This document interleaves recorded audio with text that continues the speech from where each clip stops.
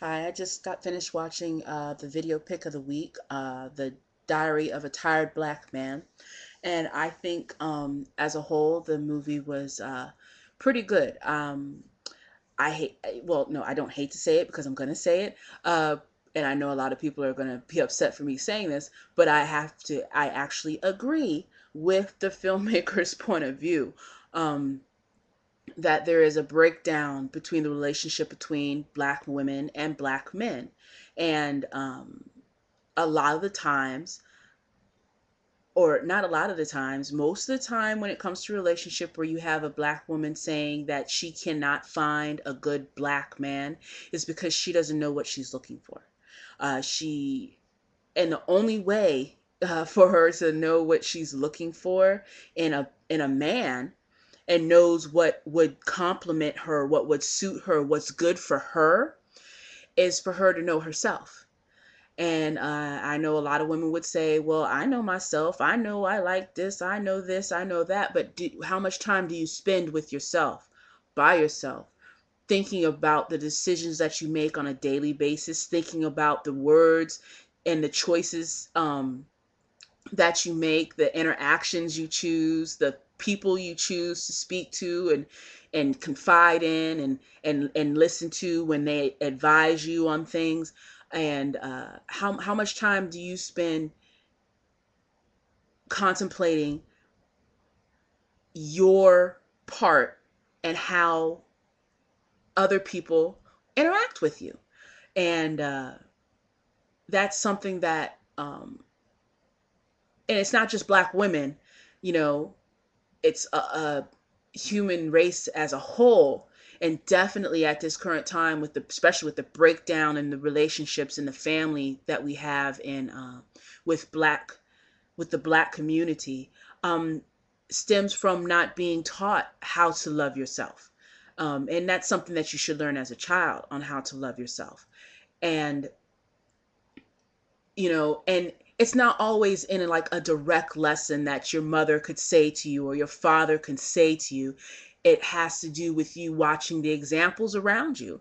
And even if and I understand that it's best for it to be two parents, man, woman, in the house with children, so they can have both perspectives and they can understand both sides of how things are. Even if there is no other, like the woman has to take care of the children by herself for whatever reason, which would also sometimes, not always, stem from decisions that she made and how she interacted with whatever man she decided to have children with. And, or as they say specifically, whatever man she decided to open her legs with. And I speak from personal experience. I've made bad decisions in my past and had to deal with the consequences. I opened my legs for someone I had absolutely positively no business even talking to, letting alone let him inside me in that way and inside my heart, because we're connected like that. That's us. That's women. So we're connected like that. So this is from personal experience, that I had to step back and look and say, well, why did I let this happen? Well, I was searching and looking and looking and looking for something outside of myself, and not even knowing truly what I wanted for myself, because I didn't even know myself well enough. So you have to take this time to step back and look and see, what do you want? When you see what you want, you see what makes you happy, and then you do that for yourself and make yourself happy and have that confidence to be able to walk around and not have to be upset with everything going on around the world, because you know how to make yourself happy.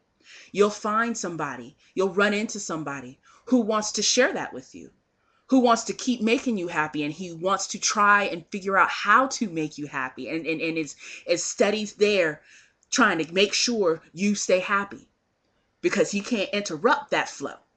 He can't take you down. You'll run into some that'll want to tear you down, but if you're happy with yourself and you know yourself well enough, you'll be able to recognize the people that are trying to tear you down. You'll be able to recognize what they're doing when they're trying to tear you down, and you'll be able to say, pump your brakes, see ya, and walk out, and not carry um any bad feelings, ill emotions, however you want to say it. You won't be carrying that baggage with you because you said, okay, I got you.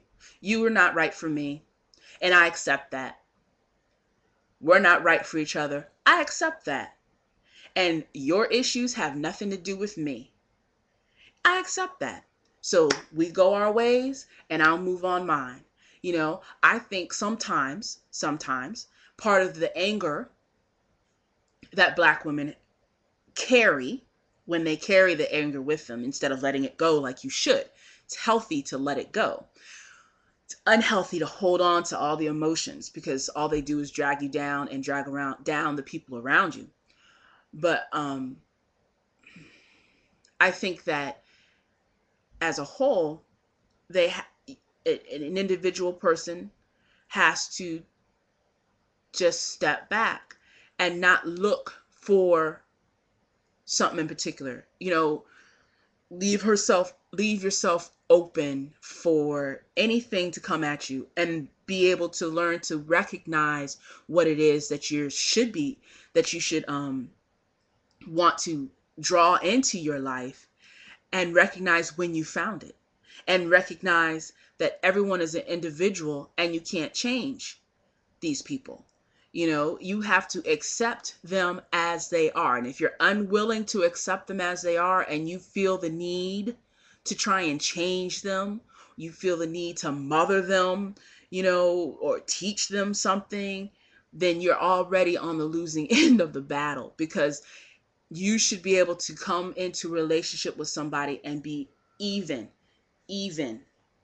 not you're up here, he's down here. And I'm not even talking about financial, because that financial stuff, what, if you're a woman who has a good job, and he's struggling with his little blue collar job or whatever little job he has, but he has a job. I ain't talking about even keel when it comes to that. That is not what it comes down to. What it comes down to is even keel on an emotional level, even keel on the wants and the desires to work together, to be a unit. And anyone that you want to have in your life and you want to carry in your life, if you cannot call them your best friend, you ain't got no business with them. If you don't think of them like your best friend, you don't have any business with them, because the longest relationships, the marriages, the examples that I had for marriage were my mother, my aunts, my grandparents, who stayed together for a long period of time. There were ups and downs. Everything was not hunky-dory, and everything never will stay hunky-dory. Even if you find somebody, or when you find somebody who you can call your best friend, everything's not going to be hunky-dory. But you have to want it. And if you know where you're coming from, it's easier to be able to see where someone else is coming from. As long as you open up your mind and your heart. A lot of women get to the point where they are closed-minded. It has to be this way, no other way, and if it's not this way, then it ain't right. But that also comes from the examples that they learned as they grew up, the examples that they were shown. And that's where part of the breakdown is coming, where we have the men not staying around and being very present physically and mentally in their children's lives. There's the financial end, but then there's also the being in that child's life, of caring for that child and letting that child know that you care, and speaking to them and teaching them, and we had that breakdown where you had the men not there. And then you had the breakdown of the women who always stayed mad at the other men, tore down the men, and did this in front of the children. And so now the children have a bad opinion on the men, on the father, and well, that's all men, and that's how they feel. And it's a cycle, a never-ending cycle that you can only stop if you put your foot down and say, wait, I don't want this, and what can I do to make it different?